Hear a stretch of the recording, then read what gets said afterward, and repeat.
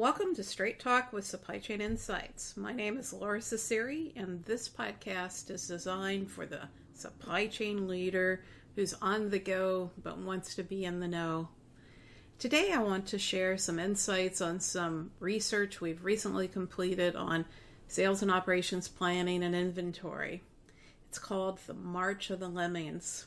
I don't know if you've ever seen the videos of the lemmings that are flying into the Atlantic Ocean and dying. Essentially, a lemming is a type of mole or belongs to the rat species, and they live in the Arctic tundra, and they have populations that rise and fall about every 4 years.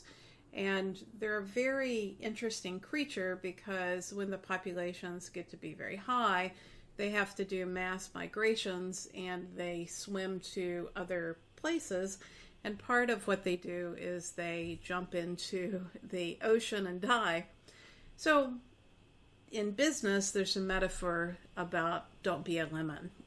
And I think that what we have in supply chain right now is the march of the lemming, where we've got people that have beliefs and they're following beliefs, and those beliefs aren't necessarily driving value.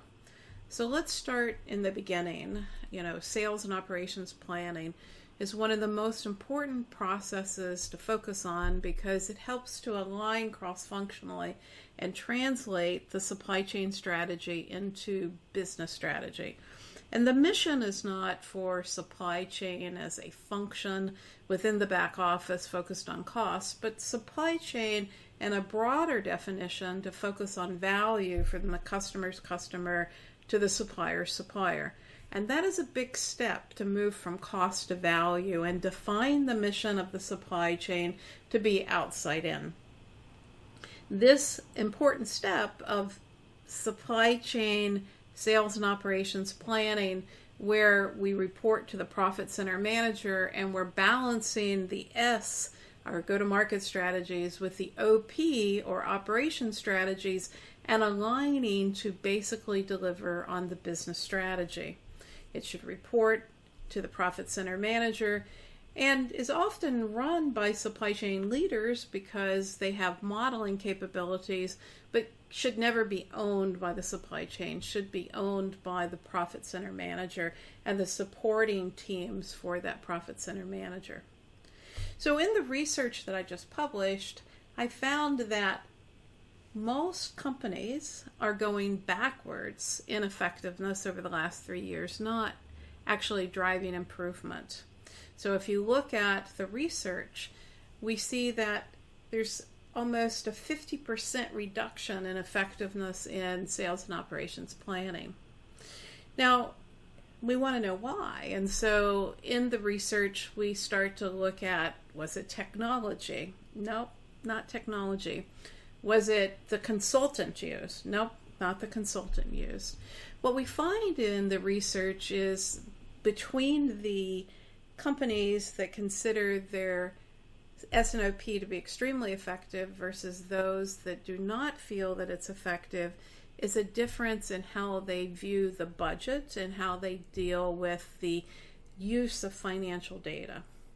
Now, this is important because many of the CIOs now report to the finance team, and it's important to engage the finance team to help them to understand the intricacies of shifts in mix or product type, to understand bottlenecks, to understand constraints, and to understand what a feasible plan means.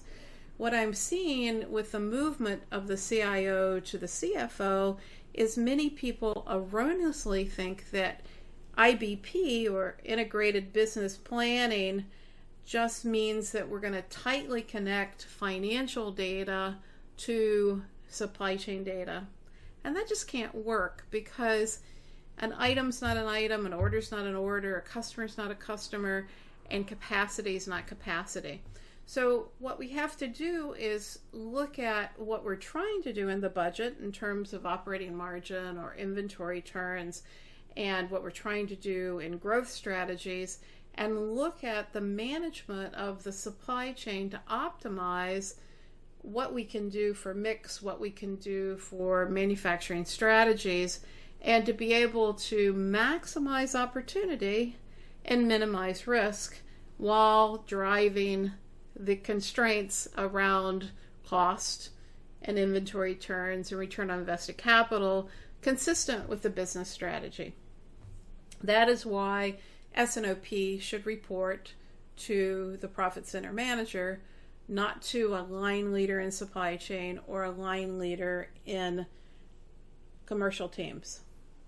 So when we think about the budget, we've got to think about the fact that the budget is obsolete when it's first produced, and we've got to translate the intent or the principles that went into the budget process into the evolution of strategy, because markets change, competitors change, product mix changes, and S&OP is the process to translate those assumptions and goals into action. Now, the other thing I learned in this research is only 50% of companies are actively taking what they do in S&OP planning into execution, and this is a gap for most companies. It isn't sufficient just to plan. Instead, what we've got to do is translate that planning into action. Organizations are complex. They've got 7 S&OP processes on average, and they've got 5 to 7 different technologies that they're used to, optimize the plans.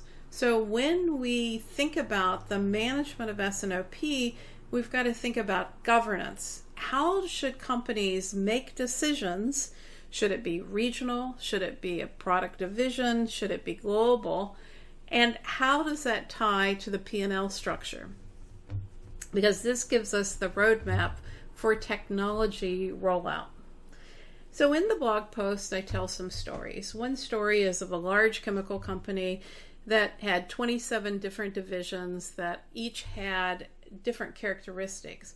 And they embarked on an engagement with a consultant that worked with each of the regional divisions to come up with an S&OP process that met the business need.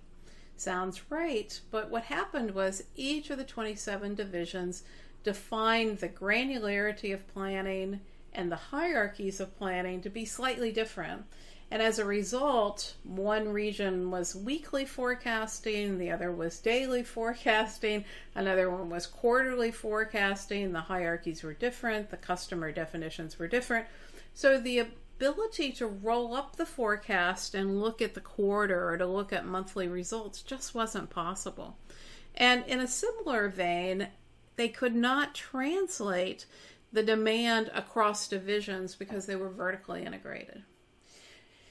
And as we look at this, they weren't able to really work on integrated inventory strategies across the divisions either. So the governance should really drive how companies need to make decisions, and it needs to be set up so that the regional power can be preserved, but there can be the ability to roll up and have visibility for the large organization for making planning decisions. Another company that I worked with had a different kind of issue. They spent $5.4 million to implement Agility, one of the longest implementations I've ever seen of Agility. Agility is a technology that's fairly easy to implement, best suited for apparel and specialty retail. But this was a chemical company that was deploying Agility, and they had hired a large system integrator.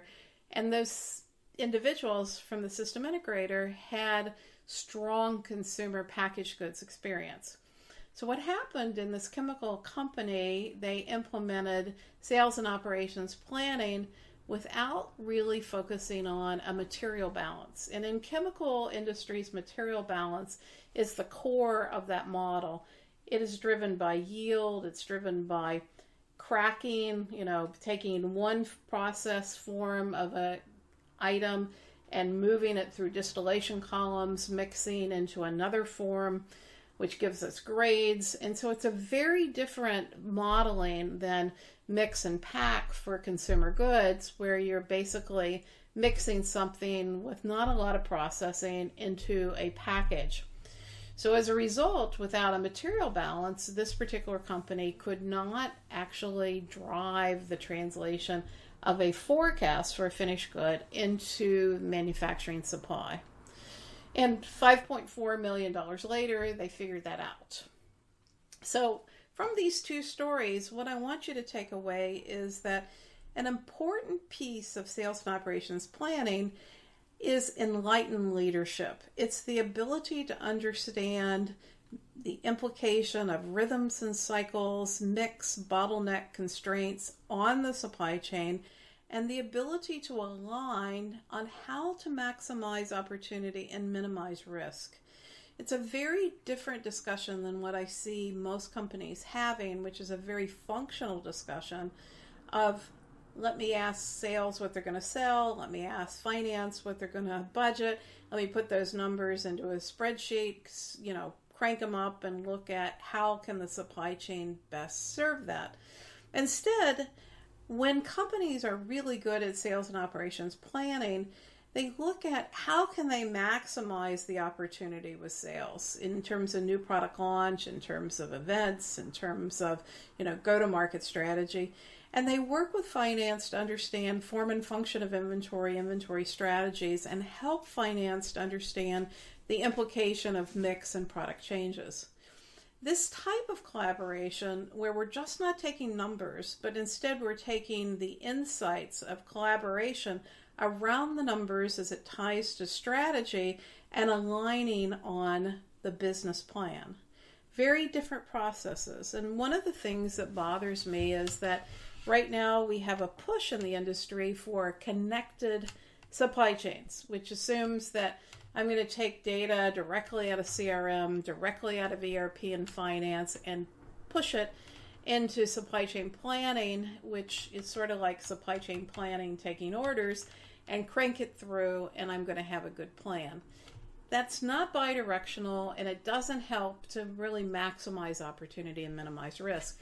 And it's for that reason I think we're going backwards, because we've focused on collaborative sales planning, tight integration of data without adequate modeling, and only 1/3 of companies have what-if analysis to help people to understand the constraints of the supply chain. So those are two stories. The other story I tell in my blog is a large food manufacturer that is a well-known brand, fairly insular as an organization, and they had 14 instances of JDA. Each of the instances of JDA for sales and operations planning were customized at a local level to meet the business needs. And you might say, well, isn't that good, Laura? And it could be if you follow the basic principles. One, a sales and operations planning technology should be set up to improve forecasting and improve modeling. And to do that, we need to measure forecast value add, and we need to measure error reduction, and we need to make sure that the model is able to backcast. Now, backcasting requires us to take 2 to 3 years of history, plug it into a model to be able to look at the current year. So in this case, maybe I would take the first 6 months of 2019, and I would take 2018, 2017, 2016 history. So those 3 years of history, 2016, 17, and 18, to be able to say, can this engine forecast with accuracy what was sold in 2019? Going through that iteration by demand flow being high volume, very predictable, lumpy demand, promoted demand, helps us to be able to ensure that our forecasting engines are able to model the environment. In this particular case, of the company that had implemented 14 implementations of JDA, they were all out of current licensing maintenance, so they were old, but they had never been tested. They weren't measuring forecast value add. And what I found was that the combination of poor technology implementation and a lack of understanding of how to measure forecast error actually degraded the forecast by 33%. Without any forecasting, the error was 80%. Just looking at, what I shipped last month. But with the bad implementation and the lack of aligned processes, they added 30% to the 80%, not actually driving improvement, which has tremendous implications on inventory. So, you might say, well, how do you fix that? Well, the first thing you've got to fix is Enlightened Leadership. You've got to help people with, what does backcasting mean? What does forecast value add mean? How do I measure error?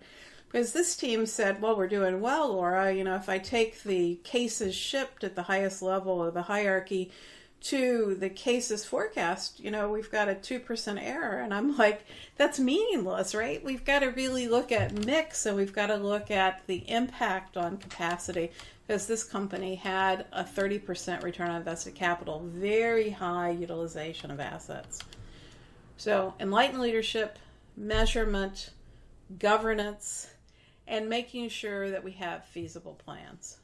All of that is driving us, I think, for the degradation of effectiveness in sales and operations planning. The other thing that I think we see is that people have focused a lot on safety stock, but not form and function of inventory. So I also shared some information that shows that every industry carries more days of inventory today than they did prior to the recession of 2007. It is a mistake to think that we have implemented technologies and processes that have reduced inventory. Now, part of it is the fact that our businesses are more complex. We have longer tails of the supply chain, more products.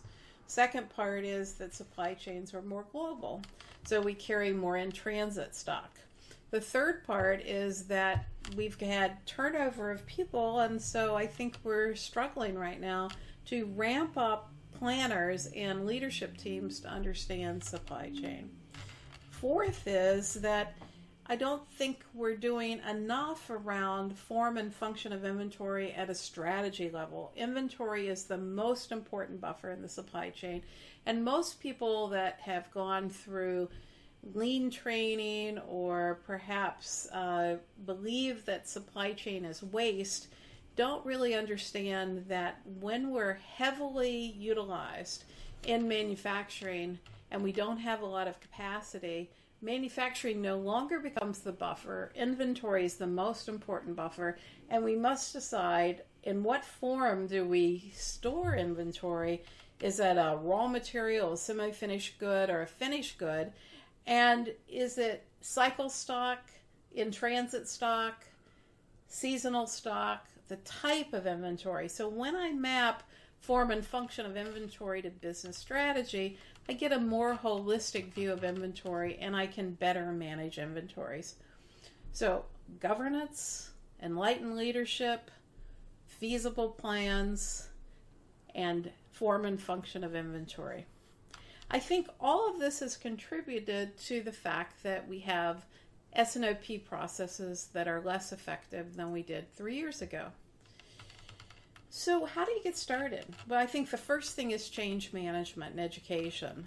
Make sure that everyone understands that the supply chain is a complex, nonlinear system with bottlenecks and constraints, and the higher the asset utilization of manufacturing, the more important it is for companies to plan. When companies are reactive, they'll actually show great degradation of S&OP.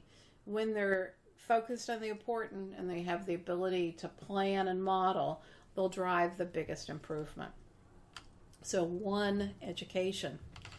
2 is clarity of supply chain excellence. What is the role of the supply chain? The traditional supply chain in the back office was all about cost. But today's enlightened supply chain leader is about driving value. And that's an important discussion of what is value. Is it the combination of growth and operating margin? Is it price to tangible book? Is it market capitalization? Define what it means for you. Get out of the cost management trap. Become a much more strategic partner. and build a modeling framework that allows people to see the trade-offs of bottlenecks, constraints, choices, and make the choices conscious. So when you're thinking about sales and operations planning, I want you to focus on the ampersand of the and. And when you do, I want you to think about S is not about asking sales, because if I'm going to ask sales what they're going to sell, I'm going to have the biggest bias and error. But S is your go-to-market strategies. And the ampersand is all about inventory strategies and how you're going to design the supply chain to actualize performance and mitigate risk.